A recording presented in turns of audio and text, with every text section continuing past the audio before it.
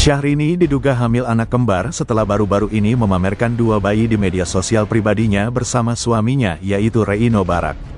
Dugaan ini membuat publik ikut bertanya tentang cara hamil anak kembar. Kira-kira ada trik khusus nggak sih?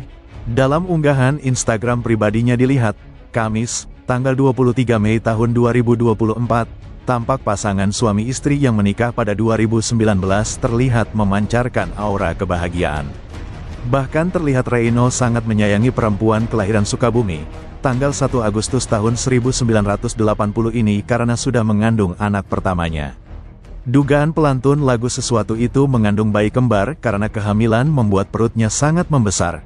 Padahal perempuan berusia 43 tahun itu belum lama mengumumkan kehamilannya. Mengutip Medical News Today, dipastikan tidak ada metode yang terbukti efektif hingga diklaim sebagai cara hamil anak kembar. Tapi ada beberapa faktor yang bisa meningkatkan peluang hamil bayi kembar. Bayi kembar bisa terjadi karena adanya dua sel telur terpisah dibuahi dalam rahim secara bersamaan. Kondisi ini juga bisa terjadi ketika ada satu sel telur yang telah dibuahi lalu terbelah menjadi dua embrio. Menariknya, ternyata kehamilan anak kembar juga semakin lumrah terjadi di masa kini dibanding masa lalu. Hal ini sesuai dengan data Center for Disease Control and Prevention, CDC, menunjukkan kelahiran bayi kembar semakin meningkat 2 kali lipat selama 40 tahun terakhir. Adapun, seseorang perempuan berpeluang tinggi hamil bayi kembar jika kehamilan terjadi berkat bantuan perawatan kesuburan alias bayi tabung di usia 35 tahun ke atas. Ini sudah terbukti di Amerika Serikat yang menunjukkan perawatan kesuburan menyumbang lebih dari sepertiga dari kehamilan anak kembar. Berikut ini beberapa peluang hamil anak kembar yang perlu diketahui. 1. Genetik keluarga. Seorang perempuan lebih berpeluang hamil bayi kembar jika memiliki riwayat keluarga dengan kelahiran anak kembar. Riwayat keluarga dengan anak kembar dari pihak ibu lebih meningkatkan kemungkinan ini, dibandingkan riwayat keluarga dari pihak ayah. Bahkan peluang ini cukup besar meskipun tanpa melalui proses bayi tabung atau perawatan kesuburan. 2. Metode bayi tabung atau bayi tabung. Cara ini meningkatkan kemungkinan hamil anak kembar. Karena saat proses bayi tabung dilakukan, dokter akan mengekstraksi sel telur dan membuahinya dengan sperma suami di laboratorium untuk menghasilkan embrio. Embrio yang sudah dibuahi dimasukkan ke dalam rahim perempuan.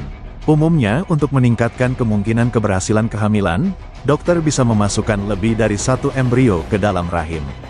Sehingga bayi kembar bisa terjadi jika kedua embrio berhasil ditanam dan berkembang di dalam rahim.